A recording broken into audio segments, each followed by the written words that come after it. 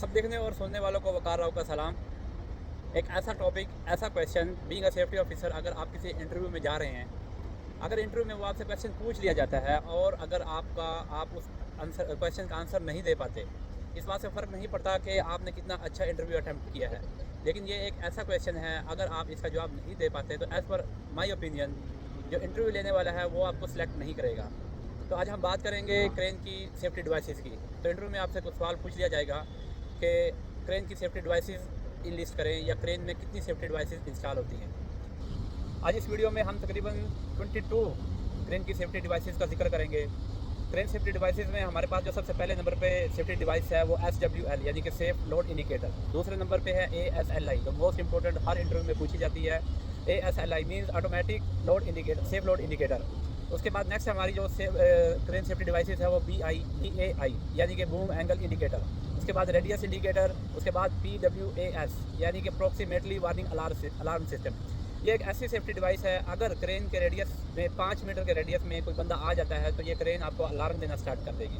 उसके बाद है NWL यानी कि normal working load. Normal NWL and SWL both are same.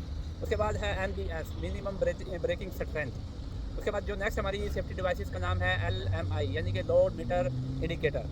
उसके बाद जो नेक्स्ट सेफ्टी डिवाइसेस का हम जिक्र करेंगे RCL यानी कि रेट कैपेसिटी लिमिटर। उसके बाद WLL means working load limit. उसके बाद हमारी जो नेक्स्ट क्रेन की सेफ्टी डिवाइस है वो है MBL मिनिमम ब्रेकिंग लोड। उसके बाद एक चीज़ होती है क्रेन के अंदर जिसको प्लग ब्रेक बोलते हैं, प्लग ब्रेक या डायनामिक ब्रेक। ये जब मोटर व्हीकल रिवर्स मोड में होती है यानी कि उसका जो ड्रम है या क्रेन खुद है तो उसको स्लो डाउन करने में प्लग ब्रेक है जो उसको स्लो डाउन करने में उसकी हेल्प करती है।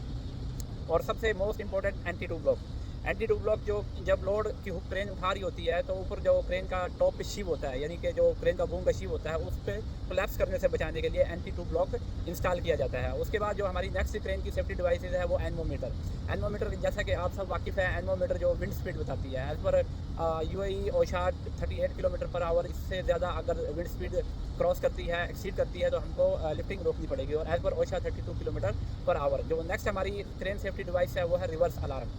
उसके बाद एक और क्रेन सेफ्टी डिवाइसेस का जिक्र करेंगे, स्विंगिंग अलार्म यानी कि जब क्रेन लोड उठा के अपने एक पोजीशन से दूसरी पोजीशन पे जा रही होती है, उसका लिफ्टिंग और लोडिंग जो पॉइंट है, तो जैसे ही जो बूम ट्रैवलिंग कर रहा होता है तो साथ में वो सेफ्टी डिवाइस जो स्विंगिंग अलार्म है वो भी बीप कर रहा होता है। तो नेक्स्ट हमारी जो सेफ्टी डिवाइस है वो हॉर्न है। उसके बाद जो लाइट है वो भी सेफ्टी डिवाइस में आती है। उसके बाद सेफ्टी लैच है जो accidentally release to prevent the accidentally release of the load. जो क्रेन की हुक है उसके अंदर सेफ्टी लैच लगी होती है। उसके बाद एक चीज़ है लेवल इंडिकेटर, मतलब जो क्रेन आपने इंस्टॉल की है उसका लेवल चेक करने के लिए जिस डिवाइस का इस्तेमाल होता है उसको हम लेवल इंडिकेटर बोलते हैं। उसके बाद जो मोस्ट इंपॉर्टेंट है और इंटरव्यूअर आपको कंफ्यूज करने के लिए अक्सर एक सवाल पूछ लेता है कि लोड चार्ट क्या चीज़ है। लोड चार्ट भी एक काइंड ऑफ सेफ्टी डिवाइस है, लेकिन ये मैकेनिकल नहीं है, ये सिमेटिक है। और जो टावर क्रेन होती है, जैसे कि आप मेरे पीछे देख रहे हैं टावर क्रेन, इसमें एक सेफ्टी डिवाइस लगी होती है जिसको हम एंटी क्लोजन सेफ्टी डिवाइस बोलते हैं।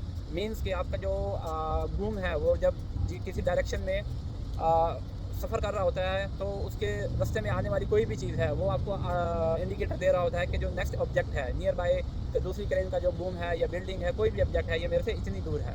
जैसे कि सेम जहाज़ में नेविगेशन सिस्टम लगा रहता है, ऐसे ही टावर क्रेन में एंटी क्लोजन सिस्टम लगा रहता है। तो उम्मीद है कि आप लोगों को 22 क्रेन की सेफ्टी डिवाइसेस याद होंगी और आप इंटरव्यू में बेहतर तरीके से परफॉर्म कर सकेंगे। दुआ में याद रखिएगा। थैंक यू, टेक केयर, अल्लाह हाफिज़।